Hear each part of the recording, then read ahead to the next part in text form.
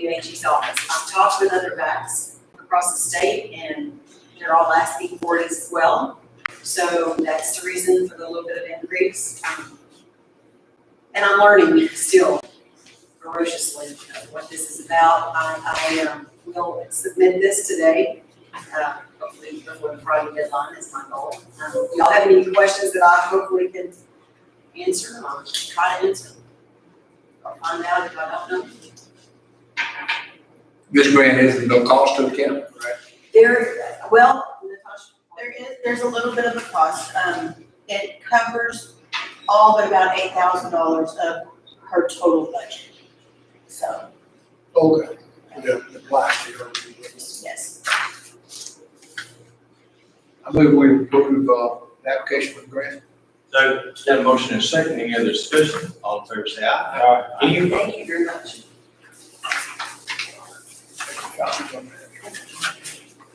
Okay, next item on the agenda, we went ahead and got this in. It was something that happened last week, but we don't want to go without at least talking about this a little bit. This is something that I have been able to get involved in and know quite a bit about. Not quite a bit about, but know something about that I didn't know prior to taking over this job. Matt, if you don't mind coming up, he's the director of the Lawrence County Communication Center. Do you have anything you want to address? Yeah, just a couple of things on me, brief. You know, it occurred to me, this morning in the shower that when I was 13 years old, I used to come up here to the courthouse. Why, I don't know.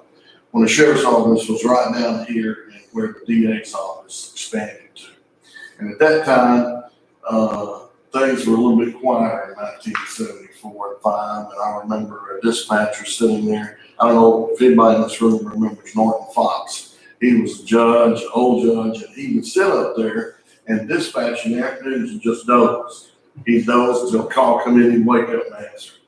Well, we've come a long way since then, and I don't know if we've come, we made tremendous progress in communications, but I don't think we have as a society because I've been listening to police calls since I was 8 years old.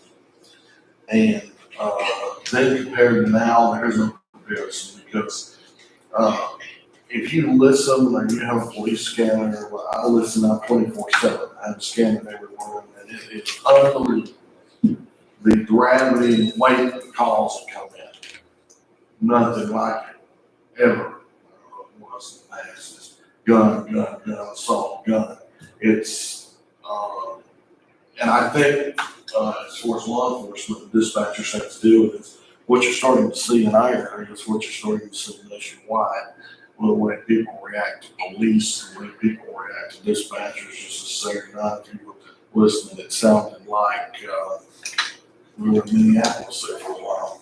So I cannot tell you how serious their job is. When I first went into this, I had a misconception about it. You know, I said, well, you know, they're probably in there just messing around like they would if they worked at Home Depot or something. But boy, was I surprised. You walk out there, there's very little laughter. And let me give you for instance, and I'll wrap it up here in a second. I was out there one night the other night, and this is a typical call. Guy called in, said that somebody was killing his sister, beating her, killing her out of the night. And of course, the dispatcher starts to follow up. Well, what's your address? He said, I don't know. Can you tell me, is it in my head? Yeah, it's in my head, but I don't know the address. And he's killing her right now. And so what happened at that moment is the dispatchers locked down, and among all four of them who were there, they went to work because they had, I think he gave them a first name and then his last name, which was different. But they cross-referenced a bunch of stuff and found out where she was and sent police over there. Probably saved her life. I don't have to tell you what the community has been through with the death of Trooper Walker. I'll tell you this, that the judge, and I went out and listened to his last words. There's a psychological impact on dispatchers because all that, that's done kind of behind the scenes. They don't talk about it when they get out there. That night that call came in and he lost his life, it's something that shakes you to your core, even if you're a citizen, much less if you dispatched his last call, his last words. So, I would just tell you that dispatchers have to deal with tremendous stresses, and boy, was I educated when I went out there. I'd like to thank the judge for getting salaries up, and what that has done is locked us down. And we had one person leave, and the reason she left is she went across Hollow Sheriff's Department because she didn't like shift work and she had children. And I can understand. But now we got the salaries up, we've stabilized our dispatch force.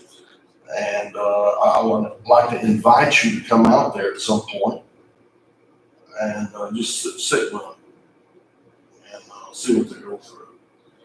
It's like I said, it's that hidden impact that when their shift is over, they walk out of there and let them just shut down. But thank y'all very much for helping us get that transition made. It was the hardest thing I've ever done.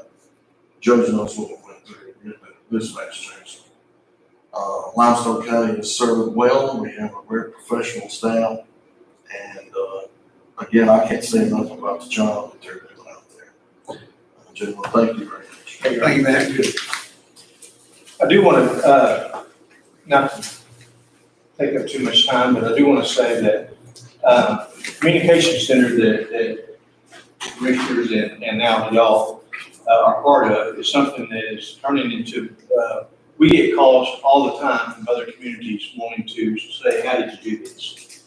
They're so interested in that because of the technology that we all have nowadays, that it's a money-saving operation for the county, maybe not just for Cossie or Coolidge.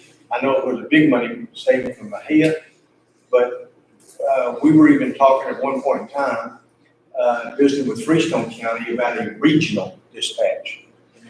And when you first hear that, you think, well, how's somebody sitting in Mahia, in Rosebeck, going to dispatch for people in Freestone County?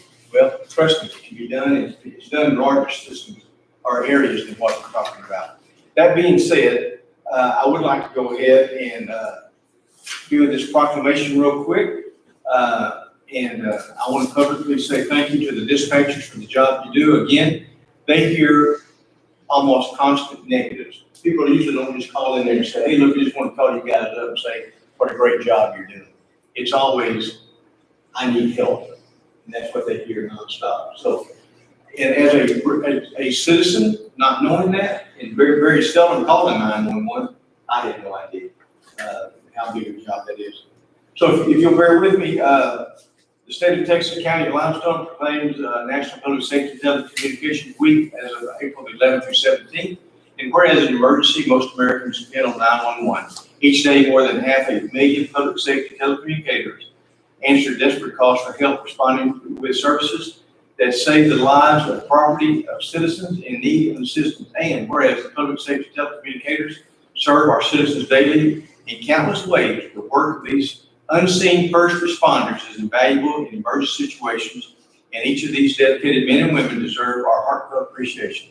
Americans place their trust in these individuals every day of the year, and whereas the safety of our police officers and firefighters is dependent upon the quality and accuracy of information obtained from citizens who telephone the Limestone County Sheriff's Office Communications Center. And it's no longer that, but I'm still at the proclamation read.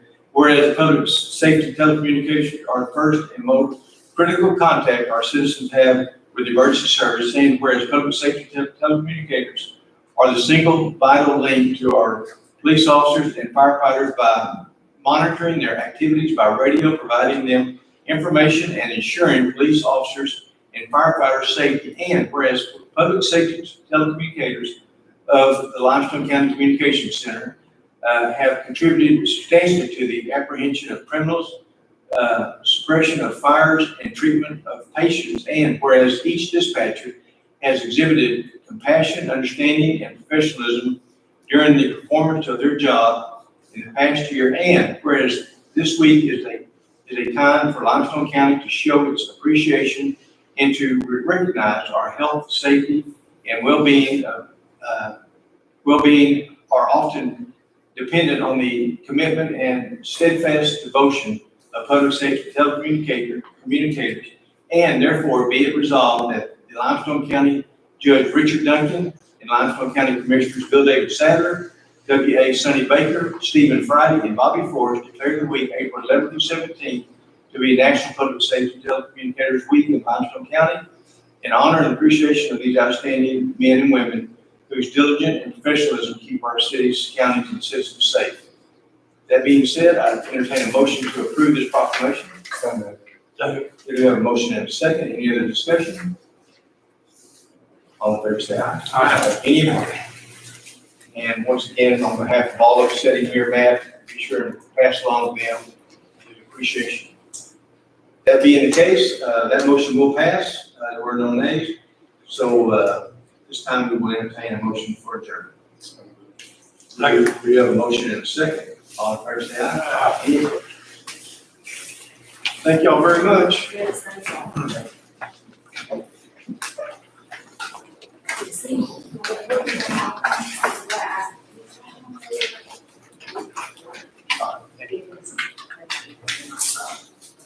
How are you? So, for a whole week. You were